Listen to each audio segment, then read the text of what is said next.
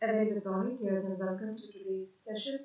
In today's session, we'll be dealing with two important concepts related to the structure of a language: grammaticality and acceptability. Grammaticality and acceptability are two distinct but related notions.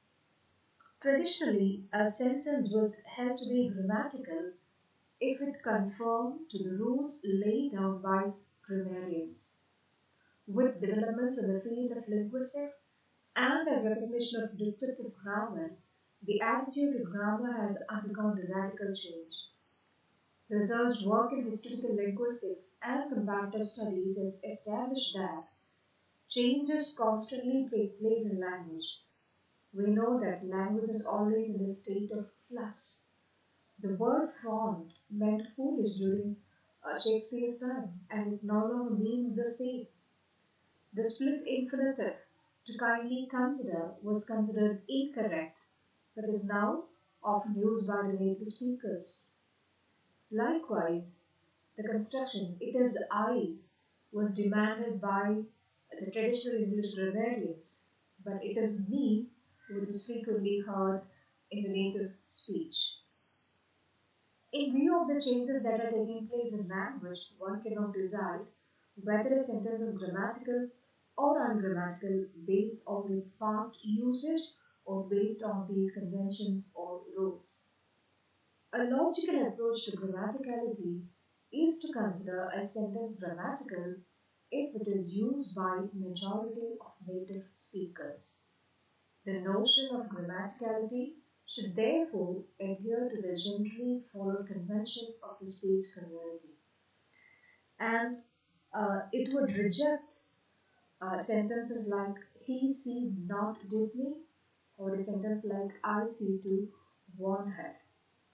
However, the native speakers are not likely to produce such deviant sentences which totally violate the commonly accepted rule in English. Similarly, the expressions which are peculiar to one particular region or class, for example, dialects, are again not considered grammatical. Sentences like "I want them things," "I see them."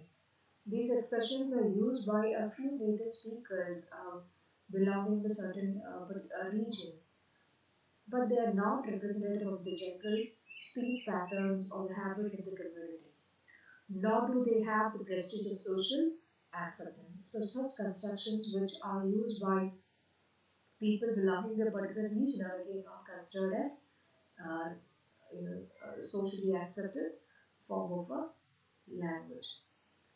Uh, a construction of is considered grammatical if it is consistently used by a set of educated native speakers. That is the uh, current thing that we take.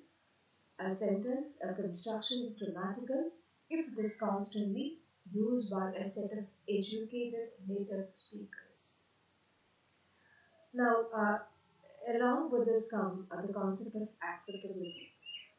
The notion of acceptability is a matter of appropriateness, the use of language in a given situation, whether the particular construction is apt in the given situation. A sentence may be grammatically correct but not acceptable in the given context. And moreover, these may be sentences which are appropriate or acceptable in one situation but not in another one. For instance, it would be unacceptable if a student were to speak to the principal like, "Hi, how about a cup of coffee?" A student is not supposed to talk to the principal like that, which is inappropriate though it is grammatical. Same is the case with the next sentence. "Madam, would you be kind enough to excuse my absence for 2 days?" How a husband talks to his wife, which is again inappropriate. So these are grammatically correct sentences, but in a given context, they are considered inappropriate or unacceptable. They provoke laughter and may be used in dramatic situations in order to create, in order to evoke laughter. So, evidently, what is acceptable will be grammatical also. On the contrary, what is grammatical need not be acceptable. And unacceptability can also be due to inappropriateness. Appropriateness is acceptability determined by context or situations. So, in short, what is acceptable has to be grammatical, sensible, appropriate, and free from complexity. I hope this particular concept is clear: grammaticality and acceptability. A sentence or a construction can be grammatically correct but need not be acceptable or need not be appropriate in a particular context. Alright, now moving on to the next part, that is grammar and usage, which is almost related to grammaticality and acceptability. Until 1930, those who wrote on the subject of English usage turned to the authoritative judgments of the grammarians. We know how we strictly followed the rules, by rules of the grammarians. But developments in linguistics have led to the belief what is right or wrong in a language is not a matter of grammar alone, but also a question of usage. What is good English today may not, with any certainty, be good English tomorrow. Shakespeare at times omitted articles when he included them. So, as changes gradually come about in language, the only arbiters to consider in matters of grammar is usage. So, more importance should be given to usage in order to accept a construction. And there are specific cases in the history of English grammar which illustrate that changes have been caused by usage. It is not as grammar but usage. And some of the cases, if we look at the history of English language, so the English grammar are, it is me is no longer considered ungrammatical. It is used in informal, colloquial speech and writing. It is I is however reserved for formal literary style, and many of us use both these sentences. It is me and it is I without actually knowing the formal informal difference. Okay, so it has become kind of acceptable.